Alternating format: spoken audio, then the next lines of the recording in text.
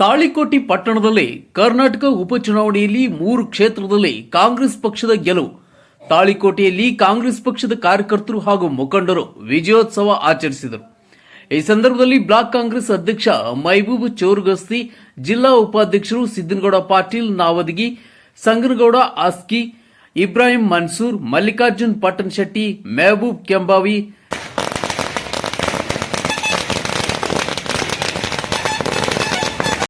ಒದರ್ರಿ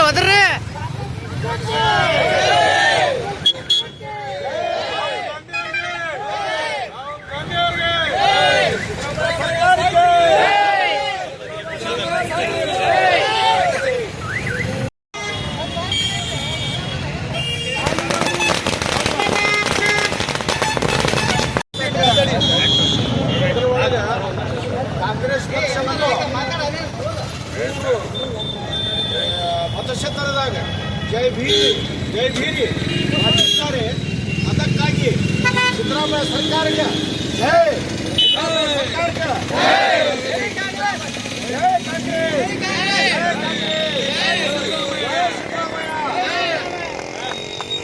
by ಎಲೆಕ್ಷನ್ನಲ್ಲಿ 3 ಸೀಟನ್ನು Congress ಪಕ್ಷಕ್ಕೆ ಜಯಭೇರಿಯಾಗಿರುವುದು ತುಂಬ ಸಂತೋಷದ ವಿಷಯ.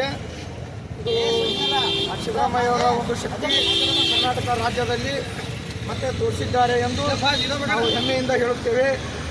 ಹಾಗೂ ದೇವಿಯಳ ಮತಕ್ಷೇತ್ರದ ಅಪ್ಪಾಜಿ ನಾಡಗೌಡರು ಅವರ ಮೇಲೆ ಒಂದು ನಂಬಿಕೆಯನ್ನು ಇಟ್ಟು ಸಿದ್ದರಾಮಯ್ಯ ಸಾಹೇಬರು ಅವರನ್ನು ಸಿಗ್ಗಾಂವಿ ಮತಕ್ಷೇತ್ರದಲ್ಲಿ ಒಂದು ಪ್ರಚಾರ ಸಮಿತಿಯ ಒಂದು ಅವರನ್ನು ಮುಖಂಡತ್ವವನ್ನು ವಹಿಸಲಿಕ್ಕೆ ಹೇಳಿದ್ರು.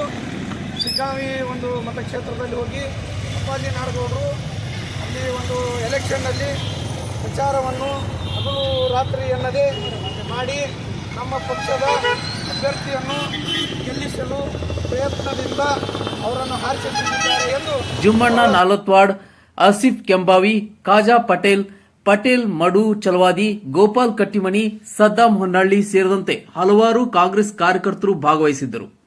ನಜೀರ್, C9 ಕನ್ನಡ, ಚೋರ್ಗಸ್ತಿ, ತಾಳಿಕೋಟೆ.